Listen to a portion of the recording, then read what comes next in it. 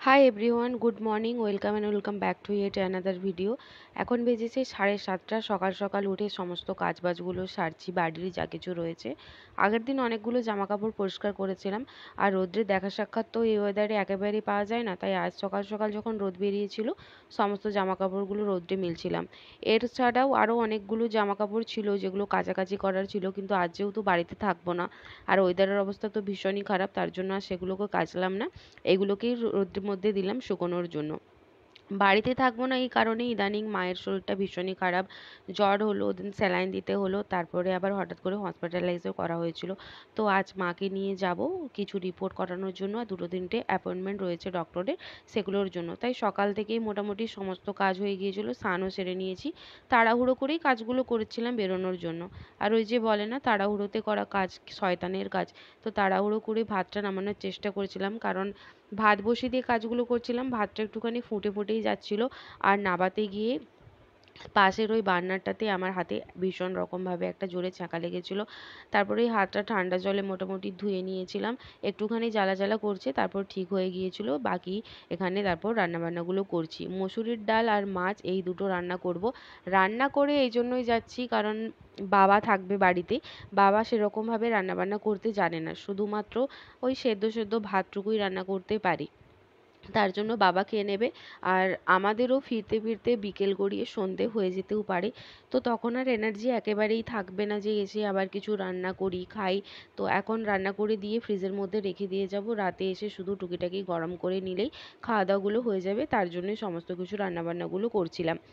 আর প্রথম থেকেই আজকে সকাল থেকেই আমার অবস্থা খারাপ হয়ে রয়েছে, মানে পুরো দিনটাই খারাপ যাচ্ছে যাকে বলে। প্রথমে তো হাতে ছ্যাঁকা লেগেছিল, তারপরে মাছ রান্নার কথাটা আমি ভুলে গিয়েছিলাম যে ফ্রিজের মধ্যে মাছটা রয়েছে, তো চটজলদি করে মাছটা বের করে কড়াইয়ের মধ্যে যখনই তেলে দিলাম, মাছের গায়ে যে লেগে থাকা বরফগুলো, তাতে এত ভীষণ জোরে একটা তেল ছিটকে এসে আমার কপালে পড়লো যে কপালে একটা বড় সড়ো ফোস্কা হতে হতে রয়ে গিয়েছিল। সাথে সাথেই আমি একটুখানি হলুদ লাগিয়ে দিয়েছিলাম। ভীষণ জ্বালা জ্বালা করছে, হয়তো পরে ফোস্কা হলেও হতেও পারে, এখন আপাতত ফোস্কা হয়নি। তো মোটামুটি ঠিকঠাকই রয়েছে, একটু ওপর নিচ হলে হয়তো চোখের মধ্যে পড়তো আর অন্ধই হয়ে যেতাম। তারপর রান্নাবান্নাগুলো করে নিয়েছিলাম, আর সকাল সকাল স্নানও সেরে নিয়েছিলাম।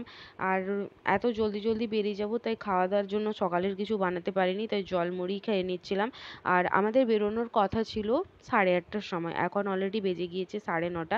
1 ঘন্টা লেটে চলছি, এই কারণেই দেরি হয়ে গেছে, কারণ ভাবলাম ফিরতে দেরি হবে, তো সমস্ত কিছুটা সেরে এলে দেরি হলেও কোনো অসুবিধা হবে না, তো তার জন্য দেরি করেই একটুখানি বেরোচ্ছিলাম।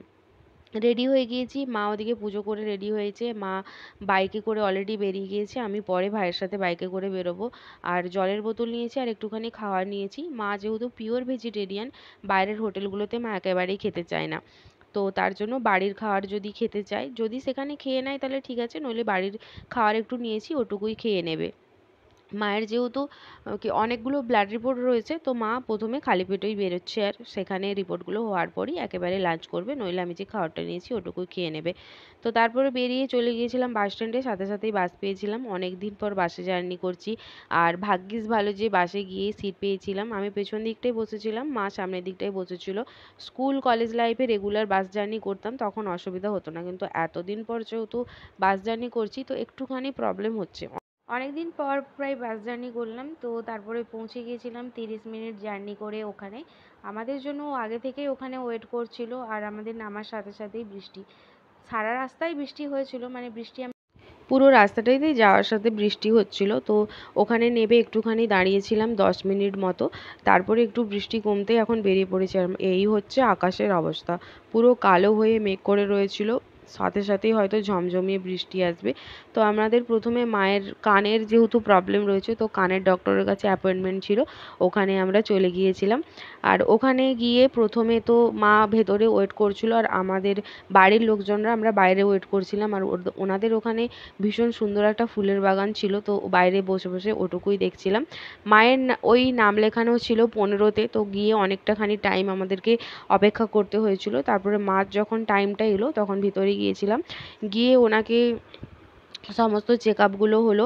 আর চেকআপ করে বলল যে সেরকম কোনো প্রবলেম নেই, শুধুমাত্র ভীষণ রকমভাবে ঠান্ডা লেগে যাওয়ার জন্যই মায়ের এই কানের প্রবলেমটা দেখা দিয়েছে। তো ঠান্ডা লাগা থেকে একেবারেই বিরত থাকতে বলেছে।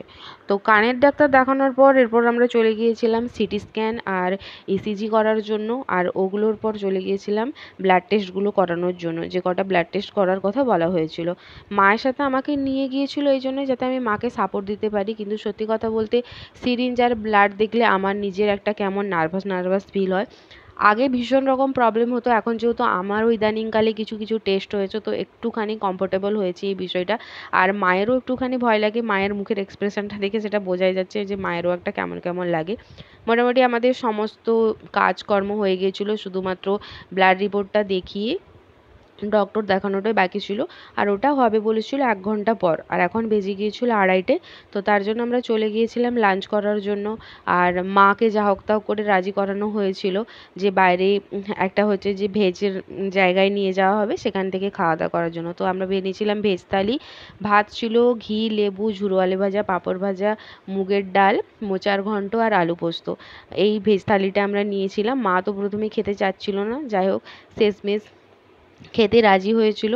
খাওয়া দাওয়া করে নিয়েছিলাম, তারপরে একটুখানি ওয়েট করেছিলাম। তারপরে ওয়েট করার পর মোটামুটি আমাদের রিপোর্টটা নিয়ে চলে গিয়েছিলাম আমাদের লাস্ট অ্যাপয়েন্টমেন্টের ওখানে। সকাল থেকে এত জায়গায় গিয়েছি, বাইকে উঠেছি নেমেছি, আমার আর ভালোই লাগছিল না, তো আমি আর ভেতরে যাইনি। বাইরে বসে বসে অপেক্ষা করেছিলাম। ও আর মা ভেতরে গিয়েছিল। বাইরে না সুন্দর একটা অ্যাকোরিয়াম ছিল, তার মধ্যে এত সুন্দর কালারফুল কিউট কিউট মাছগুলো ছিল, তো ওগুলোই দেখছিলাম। আসলে আমার অ্যাকোরিয়াম ভীষণ ভালো লাগে, আমারও একটুখানি শখ ছিল বাড়িতে একটা অ্যাকোরিয়াম করব, কিন্তু মেনটেন করা অনেক চাপের জন্য আমি আর বাড়িতে সেই অ্যাকোরিয়াম রাখিনি। তারপর ডক্টর দেখানোর সমস্ত কিছু হয়ে গিয়েছিল। মোটামুটি ব্লাড রিপোর্ট দেখে আমরা বুঝেইছিলাম যে সেরকম কোনো প্রবলেম নেই ব্লাড রিপোর্টে। বাকি ইসিজি আর সিটি স্ক্যানটা দেখানোর ছিল, সেটা দেখানোর পরেও বললো যে সেরকম প্রবলেম নেই, শুধুমাত্র ভীষণ রকমভাবে ঠান্ডা লেগে যায়, যার জন্য লাংসের মাসেলস ফুলে যায়, লাংসে কফ জমে যায়, তার জন্যই মায়ের এই সাফোকেশনের প্রবলেমটা দেখা দিয়েছে। রিপোর্ট আর নর্মাল রয়েছে, মেডিসিন এগুলো নেওয়ার ছিল তো ওগুলো নিয়ে নিতাম। সমস্ত রিপোর্ট যেহেতু পজিটিভই রয়েছে, তার জন্য ভাবলাম যে বিশাল মেগামার্টে যাই, কিছু টুকিটাকি শপিং করে আসি। আর এখানে তো শুধুমাত্র বাড়ির সামগ্রী সবথেকে বেশি ভালো পাওয়া যায়। আর অনেক দিন ধরে ইচ্ছে ছিল আমি কটা সাদা সাদা বেডশিট নেব। তো এখানে দেখলাম যে খুব সুন্দর হোয়াইটের উপর প্রিন্টেড বেডশিটগুলো রয়েছে, কিন্তু ওগুলো না পিওর কটনের ছিল না, তার জন্য ওগুলো নিলাম না। এরপরে চলে গিয়েছিলাম সেকেন্ড ফ্লোরে, সেখানে শুধুমাত্র সমস্ত রকম কিচেনের সামগ্রী ছিল। আর এখানে খুবই রিজনেবল প্রাইসের মধ্যে মোটামুটি ভালো প্রোডাক্ট যেহেতু পাওয়া যায়, তার জন্য চলে গিয়েছিলাম এই সমস্ত জিনিসপত্রগুলো নেওয়ার জন্য। আর এখানে গিয়ে আমি অন্য সাইডে জিনিসপত্র দেখছি, মা আর ও অন্য সাইডে জিনিসপত্র দেখছে। আর কোনটা কি নেবে না নেবে দুজনে ডিসাইড করতে পারছে না। তো বললাম যে যেগুলো দরকার সেগুলোই নিলেই হয়। তো পুরোটা প্রথমে আগে একবার ঘুরে দেখছিলাম। আর এখানে একটা সময় ছিল যে ভিডিও করা যেত, কিন্তু আমি যখন ভিডিও গুলো নিচ্ছিলাম তখন হঠাৎ করে ওখানের একজন এসে বললেন যে ভিডিও কল করে দেখাতে পারেন, কিন্তু এখানে ভিডিও করতে পারেন না। যাই হোক তার আগে এই যে টুকিটাকি ক্লিপিংসগুলো নিয়েছিলাম যে কী কী কেনাকাটা করছি না করছি, তো সেগুলোই ছিল। সমস্ত রান্নাঘরের জিনিসপত্র নিয়েছি, কী নিয়েছি না নিয়েছি সেগুলো পরে বাড়ি গিয়ে আমি দেখাবো। তারপরে অনেকক্ষণ ধরে খুঁজছিলাম আমি একটা ইডলি স্ট্যান্ড, মানে ইডলি মেকারের যে পুরো সেটটা হয়, কিন্তু সেটা খুঁজেই পাচ্ছিলাম না। তার মধ্যে আবার এই সব গ্যাসের হুইলগুলো দেখলাম, তারপরে যেও পেলাম, কিন্তু এটা পুরো সেট না, মানে যে কৌটোর মধ্যে ইডলিটা রেখে স্টিম করা হয় সেই কৌটোটা নেই, শুধুমাত্র এই র্যাকগুলো রয়েছিল। তো তার জন্য আর এটা নিলাম না। বাকি দেখছিলাম ঘুরে ঘুরে যদি পাওয়া যায় কি যায় না, কিন্তু পুরোটাই ঘুরে নিয়েছিলাম। পুরো সেকেন্ড ফ্লোরে যে পুরো কিচেনের এরিয়াটা ছিল পুরোটাই মোটামুটি ঘুরে দেখেছিলাম, কিন্তু কোথাও আর না পাওয়ার জন্য সেগুলো আর নিলাম না।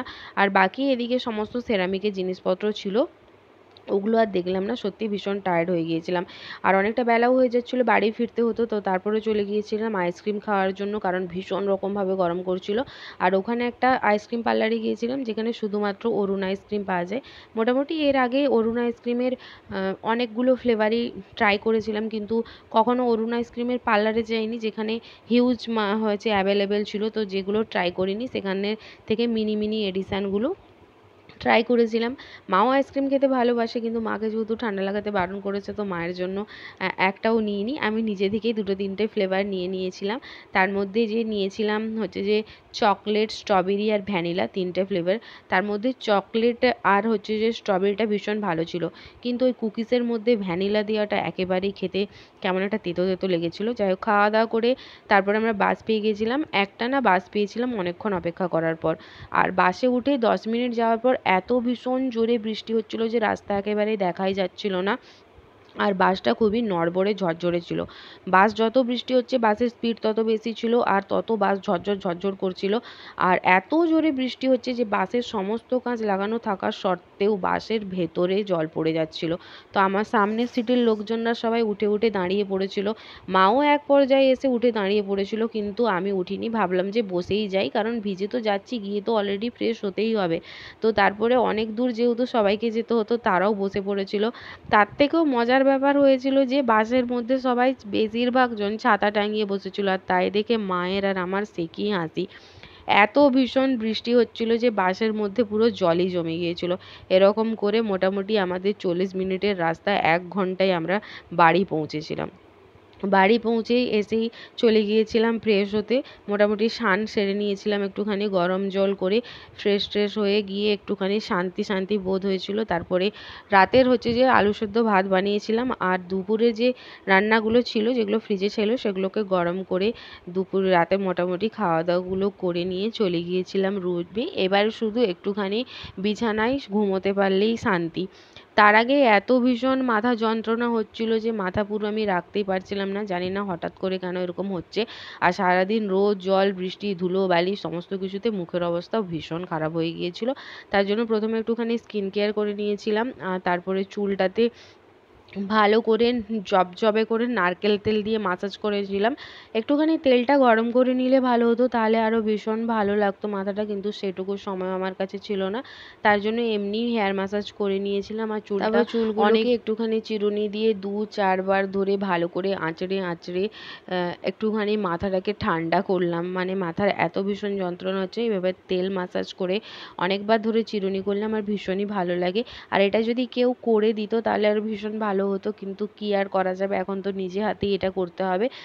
যাই হোক এভাবে করে নিয়েছিলাম। আর তারপরে চুলটা হালকা করে বেনুনি করে শুয়ে পড়েছিলাম। আর তার আগে সারাদিন যেহেতু অনেক জায়গায় হাঁটাচলা করা হয়েছে, তারপরে এতটা জার্নি করা হয়েছে, ভীষণ রকমভাবে পায়েরও যন্ত্রণা হচ্ছিলো। তো পায়ে তেল মালিশ করতে বাড়ির সবাইকে ফোন করেছিলাম। বাড়ি ফিরে 30-40 মিনিটের বেশি হয়ে গেছে, ওকেও এখনও পর্যন্ত ফোন করা হয়নি। তো ওর সাথেও ফোনে কথা বলছিলাম। আজকে সত্যি একটা ব্যস্ততম দিন, মানে প্রচণ্ড ব্যস্ততম দিন ভাবে কাটালাম। আর অবস্থা আমার ভীষণই খারাপ, মানে শোচনীয় অবস্থা হয়ে গিয়েছিল।